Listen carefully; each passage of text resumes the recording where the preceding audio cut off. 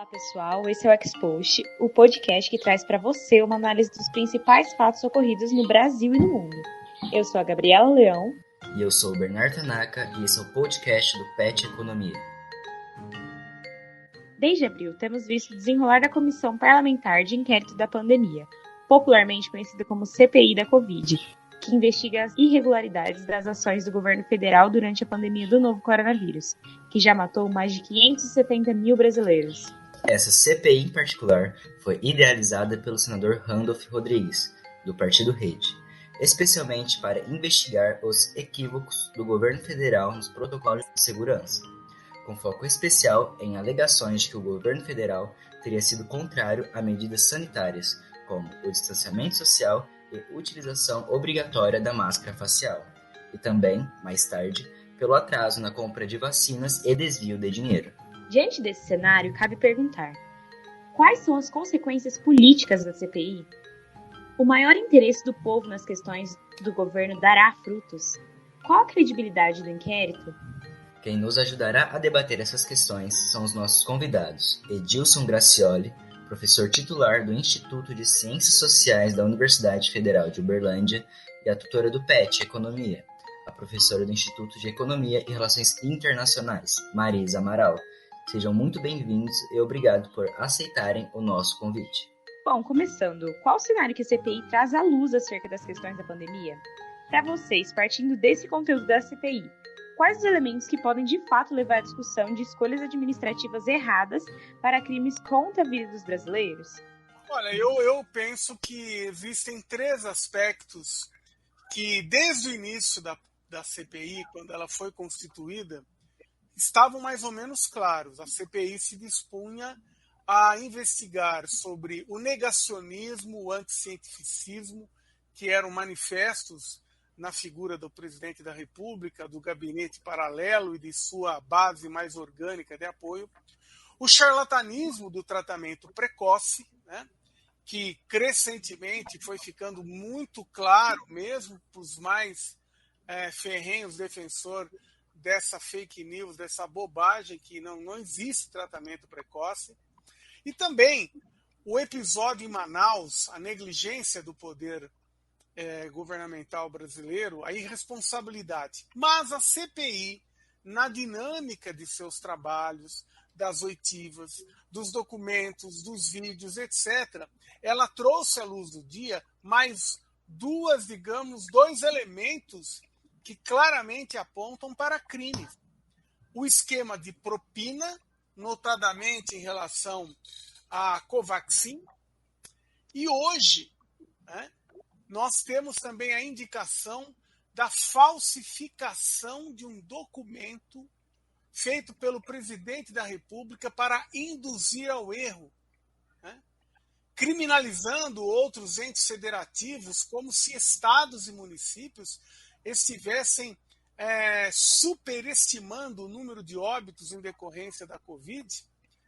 E isso ficou muito claro que foi uma encomenda feita e aí a presidência da República ou alguém a seu comando colocou lá como se fosse um relatório do Tribunal de Contas da União.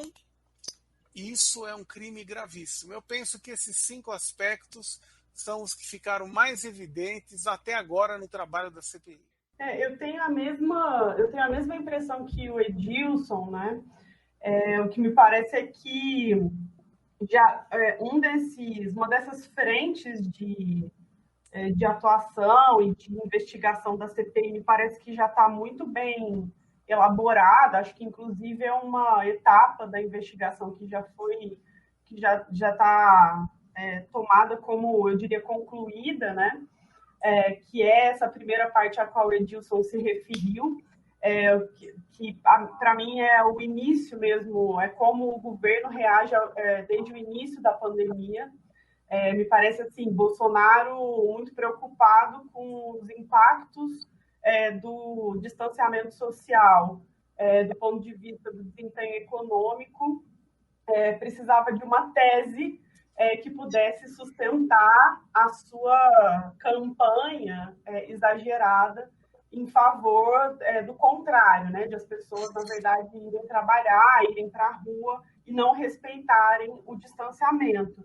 E me parece que essa teoria vem a partir dessas duas linhas, né, do que esse gabinete paralelo, esses consultores, né, esses supostos consultores vão trazer com o uso desses medicamentos, né, cloroquina, hidroxicloroquina, ivermectina enfim, mais outros inas aí que entram nessa lista do kit COVID, né, e o argumento em torno da imunidade coletiva por contaminação, acho que o correto seria falar infecção, né, que são duas teses que elas vão sendo arrastadas na realidade até hoje. E aí entra uma segunda frente de atuação que diz respeito, me parece, à vacinação, né? A compra de vacinas, que aí inicialmente, eu diria, né, um fator ideológico assim, muito perceptível, mas agora me parece que a CPI começa a entrar num túnel, né? Muito caudaloso, envolvendo uma sequência de episódios que dão muitos indícios mesmo de crimes de corrupção, tanto no caso da Covaxin quanto no caso da VAT, né? Com relações muito estreitas aí com o deputado federal Ricardo Barros, que já tinha tido episódios em relação à tal da Global Saúde, que a gente pode dizer talvez que é a antiga da VAT, né, eu diria. Então, aqui acho que ainda há um percurso, né, do ponto de vista da formação de provas, etc., mas me parece que as coisas têm se fortalecido nessa linha. Eu não consegui acompanhar o depoimento de hoje, mas confio aí na leitura que o Edilson faz do que foi apresentado, né? Desde as eleições de 2014, pudemos observar uma intensificação da participação popular na política.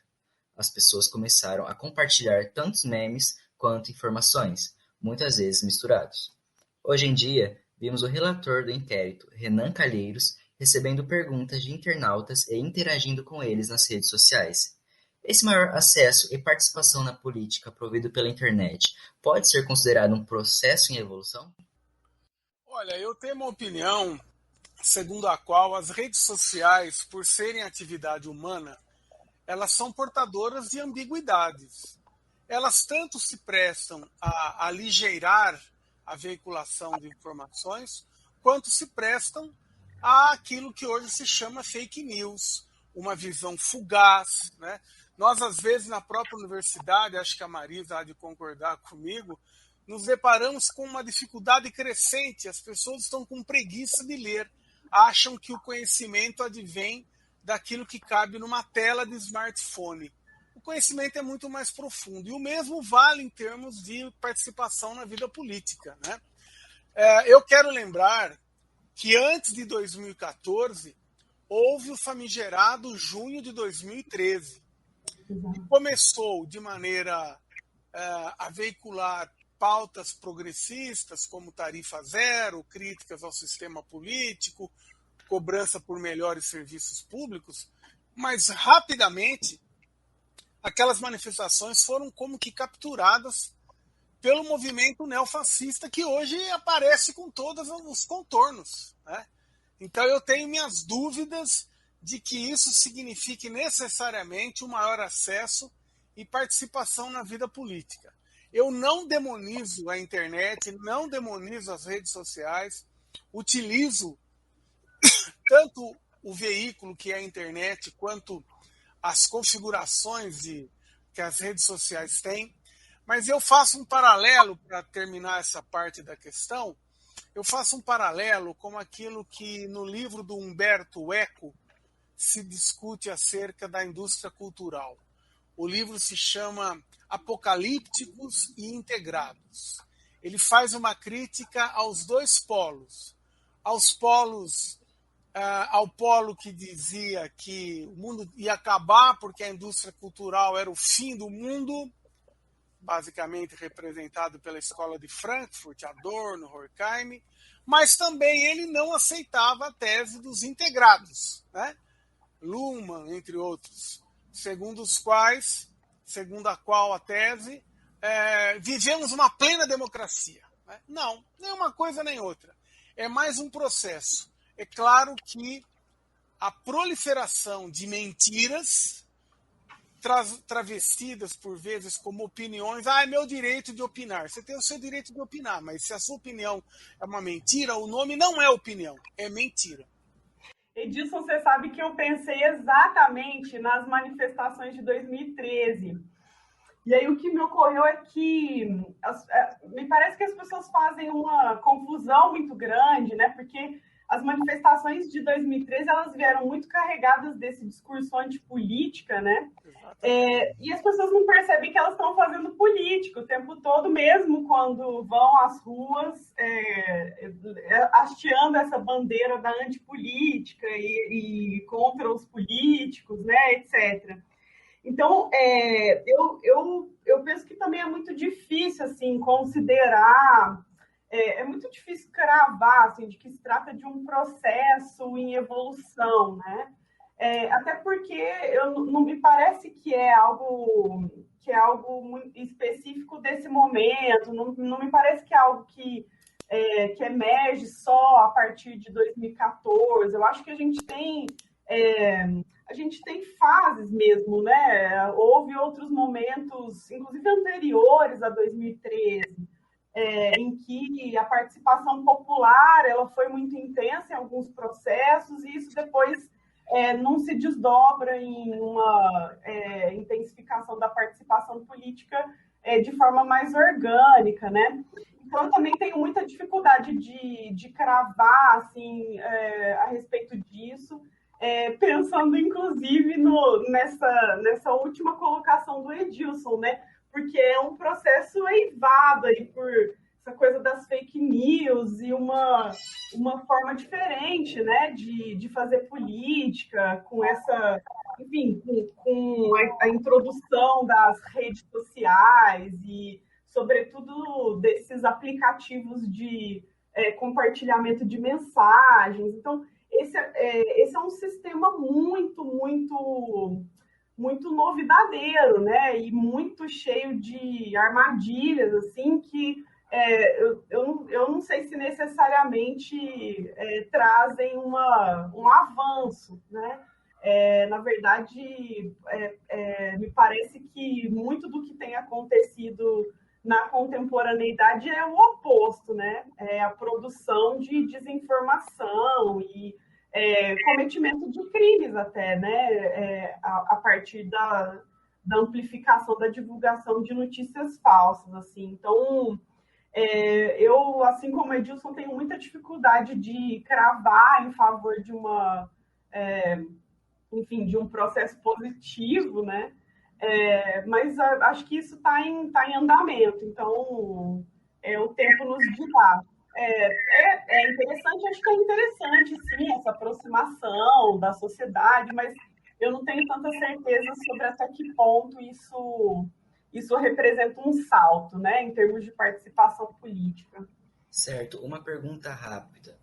Vocês acham que essa questão da população brasileira se voltar para a política de tempos e tempos é algo recorrente em nossa sociedade?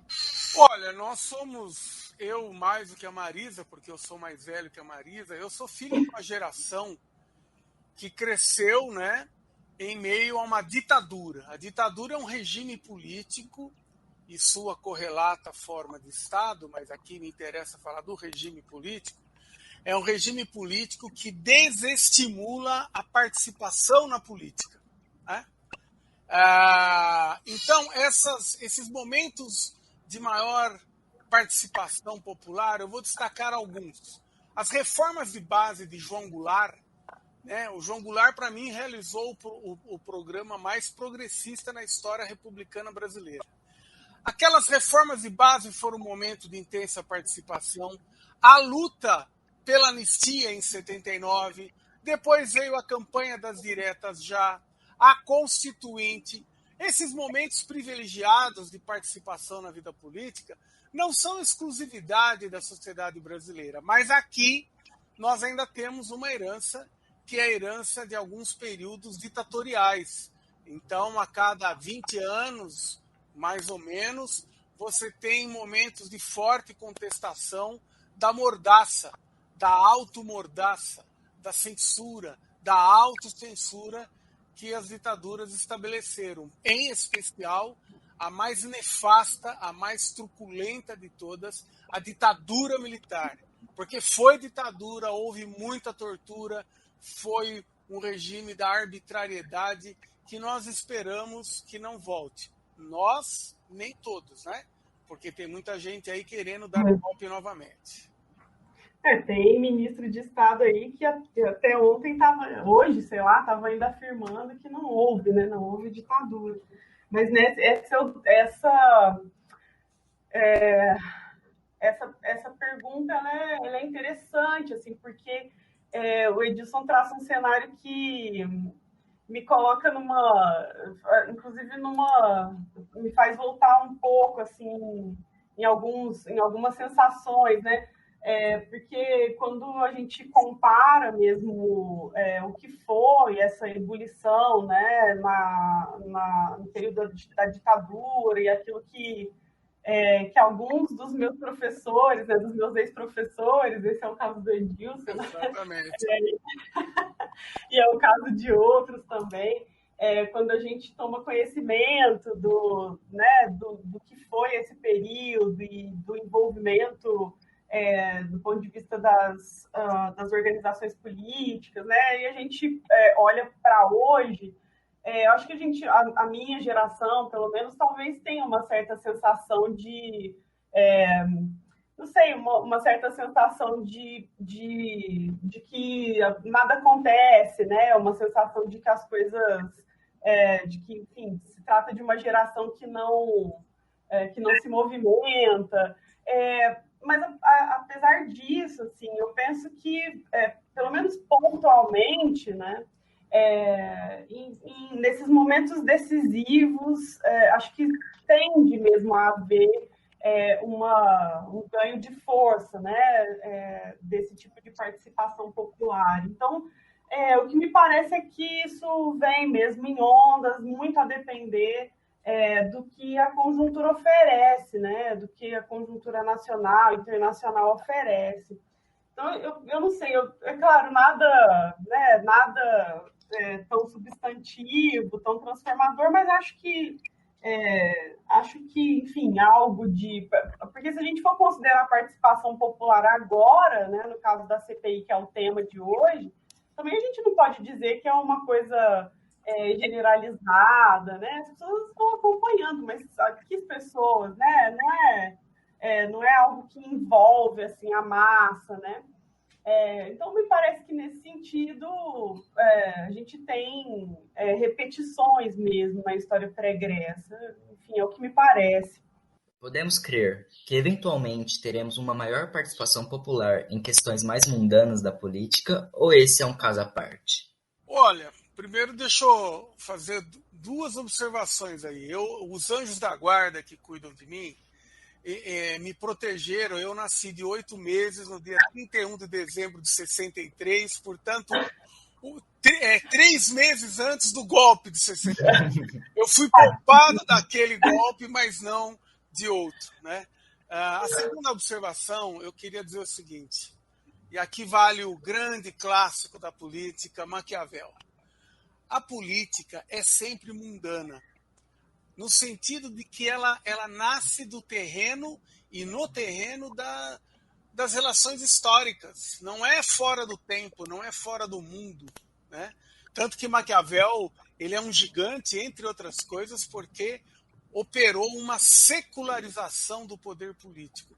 Não no sentido de que, a partir dele, o poder político, as relações políticas passaram a se originar da história. Não, mas ele foi o primeiro a reconhecer que sempre foi assim.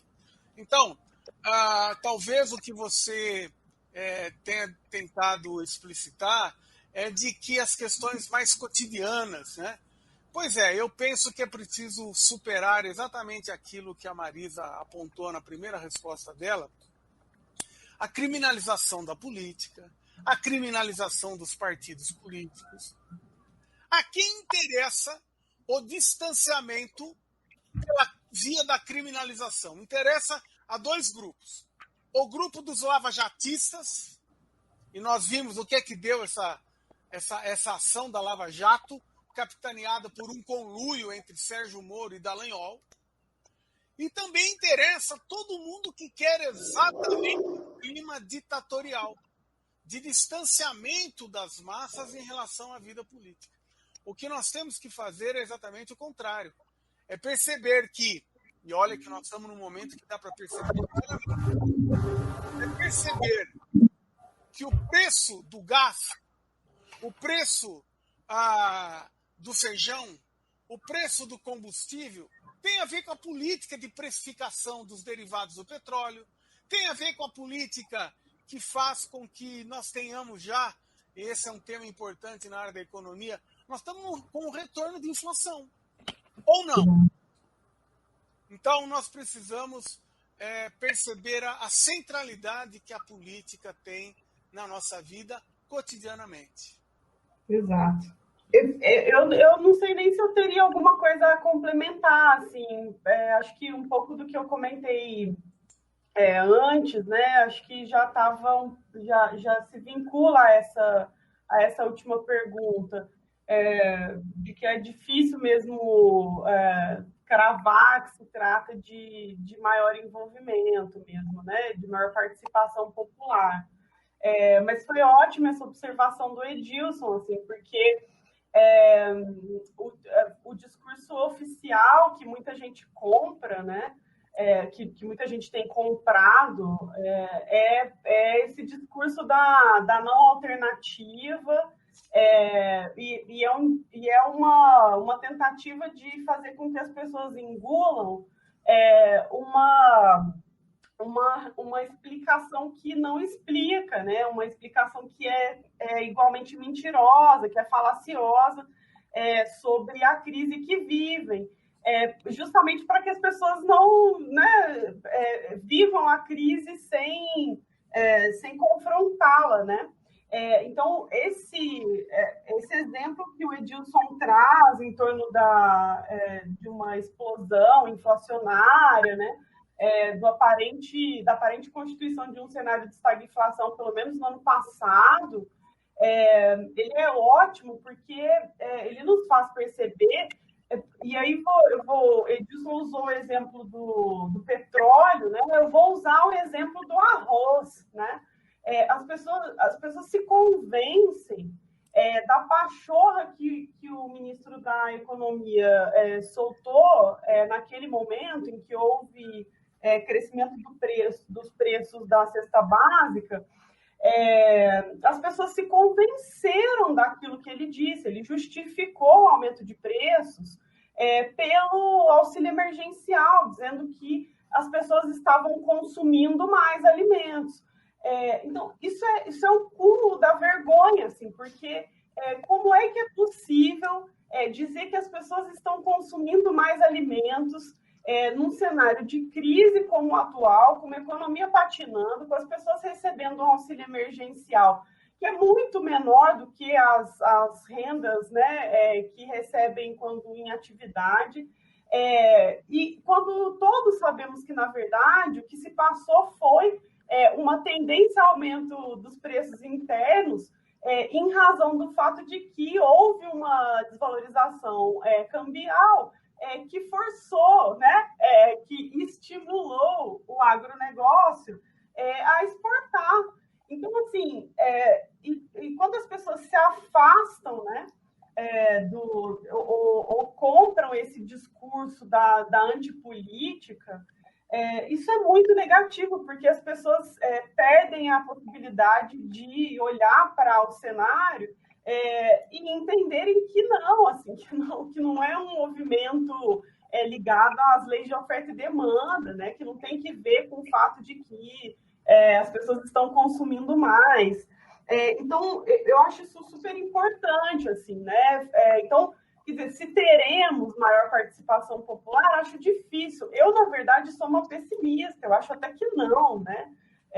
Mas é que eu não queria trazer um olhar tão negativo aqui para essa nossa conversa de hoje. Mas eu acho até que não, por conta de todo o resto, né? Acho que um cenário como o atual, assim, de uma crise profunda em diversas frentes, né? A gente não está falando só de uma crise econômica, política, a gente está falando de uma crise social, de uma crise ambiental, em certo sentido, de uma crise civilizacional, né?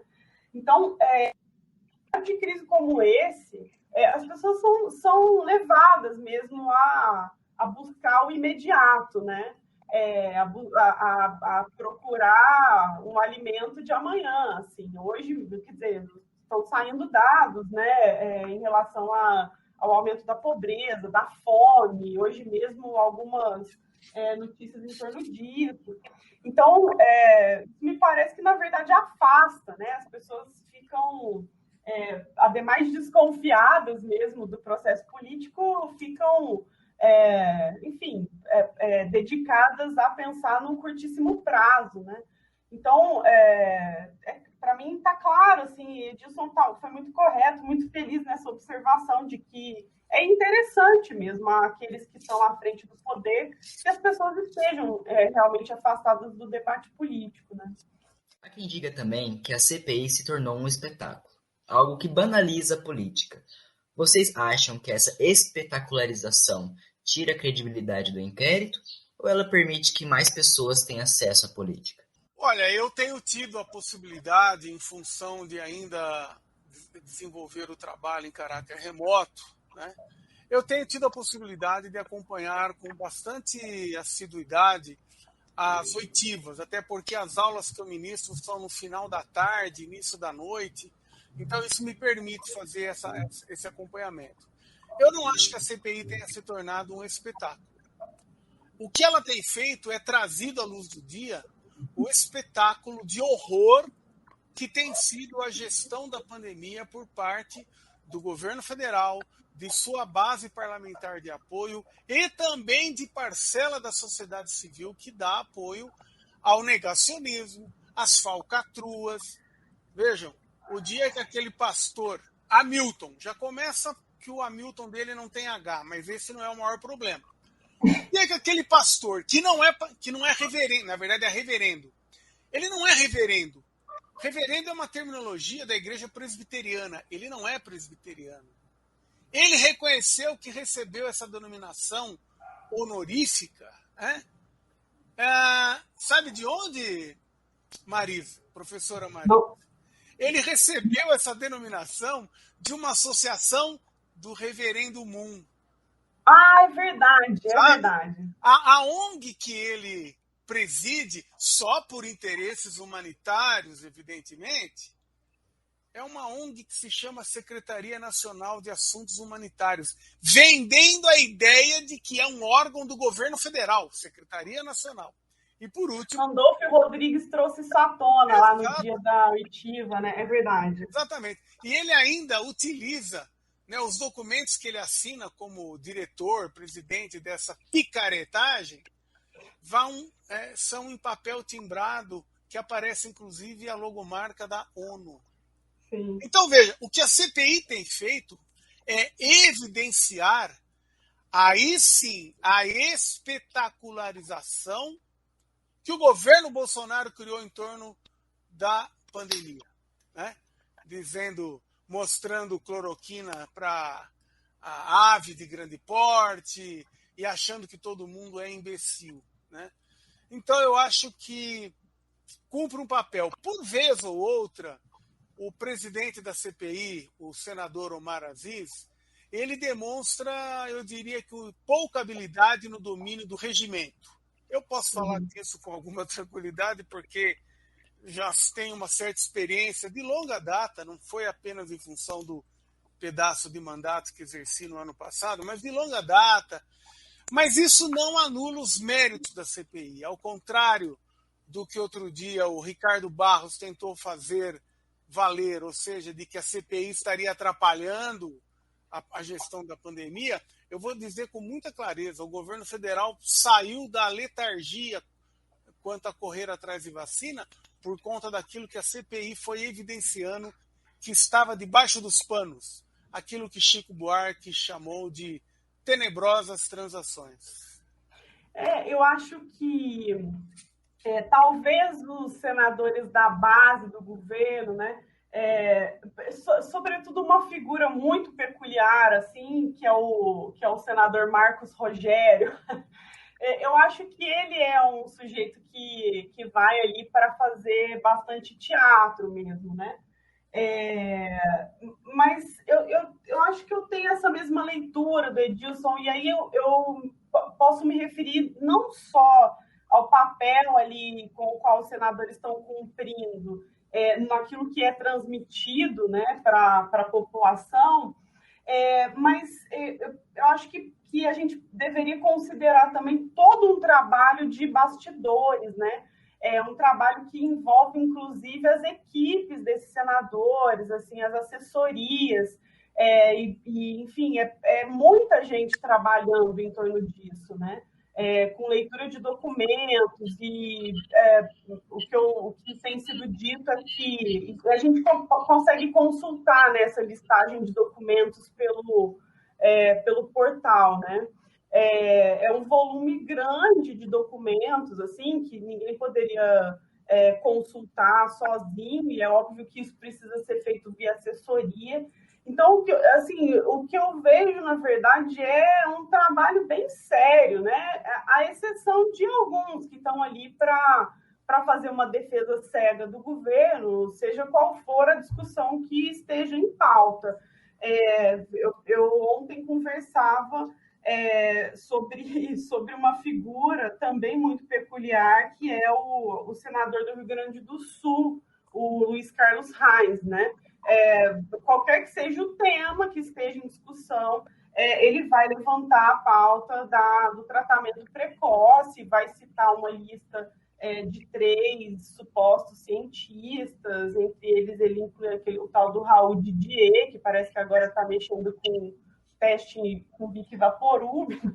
Eu não sei, eu não tive condição de ver se isso é verdadeiro mesmo, mas a exceção desses, né, que estão ali para bater em cima de um mesmo discurso, né, porque no fundo essa estratégia, né, do bolsonarismo, é a estratégia do Bolsonaro, né, o tempo todo, sempre pegar um discurso e ir em cima daquilo, independentemente de qual for a pauta. Eu penso que, a exceção desses, os demais estão ali fazendo um trabalho bem sério mesmo, tentando avaliar, analisar a documentação de que dispõe, né?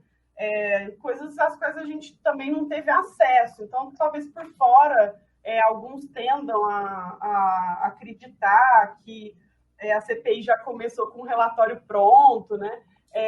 Mas me parece que não. Eu acho que tem algumas informações que são ali são confidenciais àqueles que participam, né, aos membros da CPI, que me parece, a minha sensação é de que já revelam aí coisas que a gente ainda não teve condição de conhecer. Então, eu também não acho que virou uma espetacularização, né? Eu acho que há os momentos mais tensos ali, sem dúvida, mas talvez os senadores da base, que não levam muitos argumentos, sejam os que mais provoquem, né, esse tipo de atrito ali, que as pessoas gostam de ver, né? Acho que tem gente declarando que gosta de ver CPI para ver a briga acontecer e tal. Até porque a base do governo, né, Marisa, ela faz isso, né? Ela segue a recomendação do ideólogo da comunicação de Hitler, né, Goebbels. Uma mentira repetida várias vezes parece verdade. Eu quero destacar aqui 4 nomes que têm uma atuação brilhante na CPI. Randolph, sem dúvida alguma, é um senador que faz um trabalho excepcional. O Renan Calheiros, né, que ele já é uma raposa antiga da política, faz um ótimo trabalho. Mas eu quero citar duas senadoras que são espetaculares. A Elisiane Gama, do Cidadania do Maranhão, ela em geral substitui o presidente da CPI, e a Simone Tebet, Sim. do MDB, acho que é do Mato Grosso do Sul, se eu não estiver enganado. É. Olha, essas duas senadoras, elas inclusive costumam ter intervenções muito mais firmes em relação ao regimento interno, ao que pode, ao que não pode. Ela enquadra aquele bando de marmanjos lá. Bom, continuando. Tanto o relator da comissão, Renan Calheiros, quanto o presidente da mesma, Omar Aziz, foram acusados de corrupção em algum momento dos últimos 20 anos. Vocês acreditam que isso desestabiliza de alguma forma o processo? De fato, acho que são... o Omar Aziz eu conheço pouco, na verdade foi um senador que para mim apareceu mais agora por conta da CPI. O Renan já é um velho conhecido de todos nós assim, na política brasileira. E é fato assim, que o Renan é alguém que recorrentemente é mencionado em algum tipo de negociata, né? Enfim. Mas, ao mesmo tempo, eu acho que ele também se vale de muitos arquivamentos, né? De muitos casos em que não se configura ali uma comprovação cabal dos crimes dos quais ele é acusado, né? E aí, bom, isso me deixa um pouco balançada, porque, por um lado, eu penso que é isso, assim, acho que o correto é que haja mesmo, né? Um cuidado e um acompanhamento e uma averiguação permanente assim, dessas figuras públicas, que, afinal de contas, né, operam ali né, que estão operando na política, que lidam, né, ainda que não tão diretamente com orçamento público, enfim, com a vida pública de um modo geral, né? Então, por um lado, eu penso assim, não, é natural, né? É natural que haja sempre algum tipo de inquérito, algum tipo de investigação, né? É claro que sou estranho que uma mesma figura sempre esteja com o nome elencado nesses casos, assim. Mas eu não sei se eu diria que essas duas figuras, ou todos esses casos nos quais essas duas figuras estão supostamente envolvidas, eu não sei se isso joga por terra a comissão como um todo, né? Porque Edilson citou 3 nomes importantes ali das senadoras Elisiane, da Simone Tebet e do Randolph. Eu citaria Alessandro Vieira. Eu tenho gostado muito, inclusive, do Humberto Costa, tenho gostado... enfim, tenho gostado muito da parte do Rogério Carvalho, não é isso? Do PT. Isso. Então, assim, eu não sei se... não que eu tenha conhecimento, pelo menos, né? Não me parece que sejam casos de figuras políticas controversas, assim, né? No sentido de terem sobre si pesando... enfim, acusações de corrupção, de envolvimento em casos dessa natureza. Então, assim, acho temeroso a gente querer jogar a terra em cima de um trabalho coletivo importante, né, por conta de 2 figuras ou de uma figura propriamente, assim. Até porque, bom, se formos levar isso no fio da navalha, né, há outros tantos ali, né, sobre os quais recaem acusações de outras naturezas, e sobre os quais recaem acusações dessa natureza também, né, de crime de corrupção. Flávio Bolsonaro, por exemplo, acaba de ser efetivado lá como suplente em razão da saída do Ciro Nogueira, que foi se tornar ministro, né, do governo. Então, há muitos, quer dizer, aqui a gente poderia levar um papo extenso, porque se a gente começa a discutir, né, todas essas negociatas, se a gente começa a discutir fundo partidário, e, enfim, taxa de bancada, né, esse tipo de coisa, de fato fica muito nebuloso assim, a gente identificar, né, e extrair dali alguns que estejam com a vida pública totalmente isenta, né?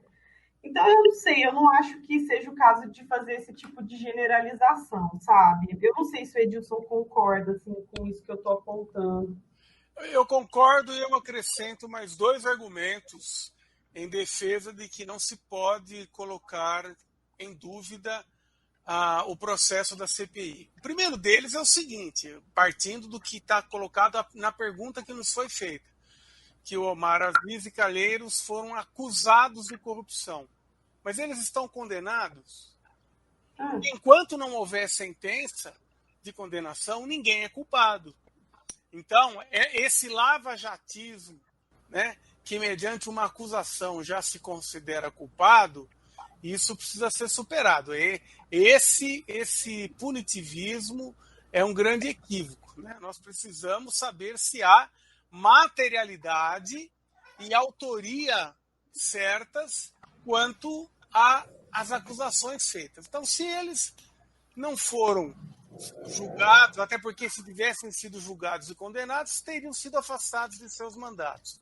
Eu reconheço que o judiciário do Brasil é seletivamente moroso, né? E essa é uma crítica que o próprio Rui Barbosa fez, né? Rui Barbosa dizia que o poder que mais tem faltado à República é o judiciário, e não se pode dizer que o Rui Barbosa fosse comunista, de esquerda, nada disso, né? Agora, eu acrescento um segundo argumento. Se você recebe um conteúdo, um presente na sua casa, interessa a embalagem em que ele veio? Não. Então eu quero olhar para a autoridade do argumento. Pouco me importa o argumento da autoridade. Pouco me importa quem diz o quê. O que me importa é o que é dito. E nesse caso nós estamos vendo que conteúdos decisivos são muito sólidos. Eu diria, inclusive, que alguns suspeitos de ilicitudes trouxeram à luz do dia conteúdos muito importantes, decisivos. Então, eu acho que a CPI não se torna indigna de credibilidade em função de quem a compõe.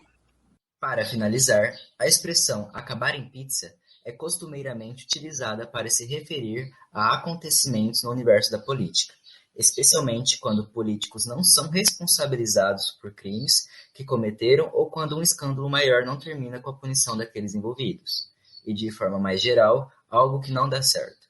Tendo em vista o que conversamos hoje sobre participação popular, democracia e várias outras coisas, vocês acreditam que a CPI terá algum fruto ou terminará em pizza novamente?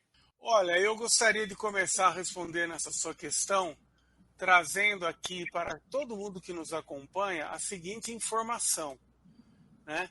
Ao término do trabalho da CPI, o relator apresentará um relatório final que, se for aprovado pela maioria dos membros da CPI, seguirá para a mesa do Senado, para que a mesa do Senado tenha conhecimento e tome, se for o caso, providências no âmbito do plenário. Mas, paralelamente, e sem depender daquilo que a mesa do Senado vier a fazer, o relatório pode concluir, ele será remetido ao Ministério Público, né, para que promova a responsabilização civil e criminal, pedindo o indiciamento de possíveis infratores. Nesse sentido, e considerando a composição da CPI, eu digo que não há nenhuma chance do relatório dessa CPI terminar em pizza.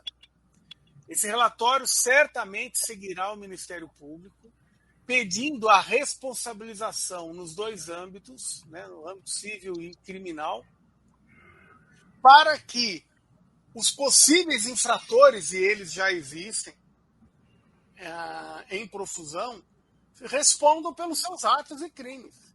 Se no relatório aparecer evidência de crime de responsabilidade e de improbidade administrativa envolvendo o presidente da República, também se pedirá o impeachment. Mas mesmo que não se chegue a tanto, há uma série de responsabilidades que já ocorreram. O ministro da Saúde, né, funcionários comissionados do Ministério da Saúde.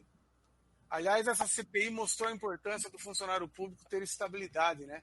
Porque foi um funcionário de carreira do Ministério da Saúde que, protegido pela estabilidade, teve a coragem de dizer o que estava acontecendo ali. Se ele não tivesse estabilidade, ele seria mandado embora. Ou alguém tem dúvidas disso, né?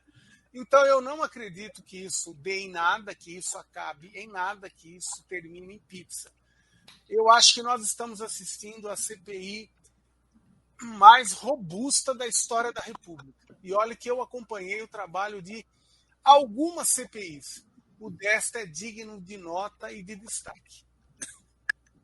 Eu concordo com o Edilson, mas eu concordo com o Edilson até porque eu estou aqui sendo levado um pouco a pensar no momento posterior, né? Porque o que me parece é assim, já há, né? Acho que não é nem si, acho que o relatório apresentará comprovações evidentes, no mínimo, de crime de responsabilidade, né?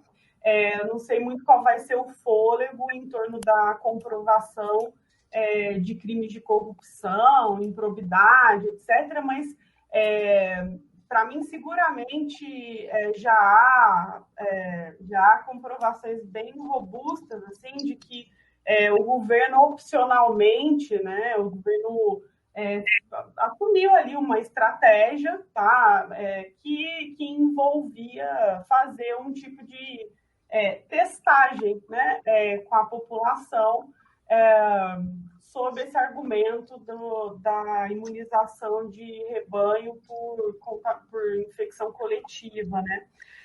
Então, aqui me parece que já há um crime de saúde pública, talvez, né, acho que isso possa se desdobrar, inclusive em algum tipo de crime, sei lá, contra a humanidade mesmo, enfim.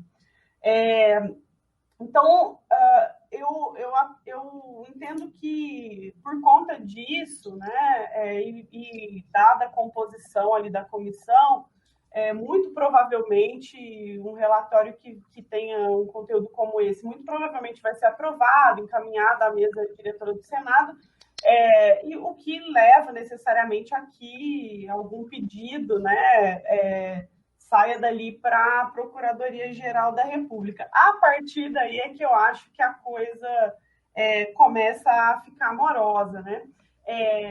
E aí, mesmo o caso de pedido de impeachment, me parece que já é moroso, porque não é por falta de pedido, né, que até hoje não se instalou um processo.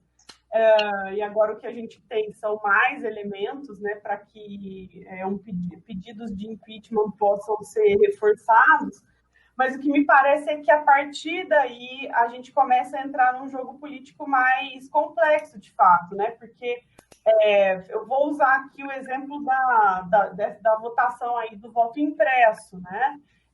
O que essa votação, para mim, reflete, algumas análises que eu acompanhei, vão entender, inclusive, né, que o Lira fez questão de levar isso à apreciação do Senado, justamente para que ele pudesse, do Senado não, para a apreciação da Câmara dos Deputados, né, justamente para que ele pudesse revelar que, do ponto de vista do apoio político, um processo de impeachment contra o Bolsonaro tende a não prosperar ali na Câmara, né?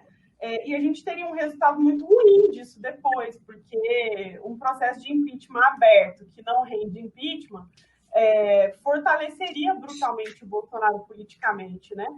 Então, eu pessoalmente tendo a achar que impeachment é algo que é uma carta fora do baralho mesmo, né? Eu acho que não vai acontecer, inclusive em razão de todas as tratativas, né? De todas as negociações e os elos que estão sendo criados aí com políticos do Centrão e, enfim, da liberação das emendas parlamentares, enfim. Então, acho que impeachment, na minha opinião, é carta fora do baralho. E aí a gente entra num outro terreno, que é o de um inquérito aberto, né, junto à Procuradoria-Geral da República, né? A gente está falando de um procurador, que é o Augusto Aras, que eu acho que já deu todas as demonstrações possíveis, né, de uma aliança irretocável ali com o Bolsonaro, né? Então, eu tampouco acho que por ali alguma coisa se desdobraria. De modo que, bom, se tivermos algum tipo de... enfim, se tivermos algum tipo de julgamento, né, desses sujeitos, talvez isso venha no momento em que eles perderem, né, as suas imunidades e num período pós-governo, né? Eu não sei se eu estou correta, assim, eu não sei nem se eu fui precisa do ponto de vista dos elementos jurídicos, assim, por detrás desse processo todo, né? Mas aqui eu trago todo o meu pessimismo, assim, eu não acho, não é exatamente dizer que acaba em pizza, porque eu acho que vai ter um relatório robusto, né?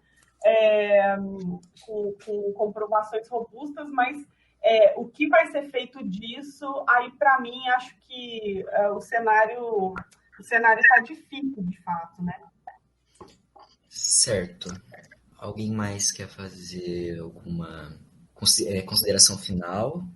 Eu gostaria de agradecer a oportunidade de participar desse podcast, agradecer a interlocução sempre muito inteligente com a Marisa. Eu quero dizer o seguinte: o impeachment ele é um processo jurídico e político. E infelizmente, no sistema jurídico-político brasileiro, a decisão por submeter um pedido de impeachment à apreciação da Câmara Federal para que ela decida sobre a admissibilidade ou não do processo, e aí segue para o Senado, se for admitido, essa decisão é de caráter monocrático. É a presidência da Câmara Federal que toma isoladamente, até certo ponto, né? Porque as conversações, as barganhas, o toma lá da cá, tudo isso está crescendo. Nós estamos na mão de uma força política e material muito grande na política brasileira, que é o Centrão.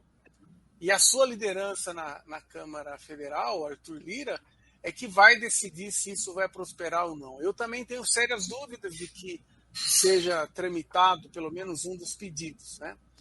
O outro problema é que crime comum, que impeachment é só para crime de responsabilidade e improbidade administrativa, mas crime comum também pode gerar um processo contra o presidente da República parecido. Mas quem é que tem que admitir isso? O Procurador-Geral da República, que tem segurado tudo. Ele não age como procurador da República, ele age como advogado do presidente da República. É o oposto. Exatamente. Né?